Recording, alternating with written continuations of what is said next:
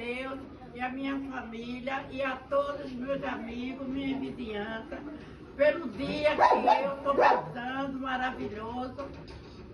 E no dia 15 de novembro, eu completei 64 anos que eu moro aqui na Rua do Chicão.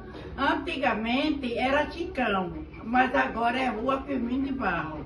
Eu agradeço muito a Deus pela família que me coopera comigo, que nas horas que mais eu preciso, chega tudo junto.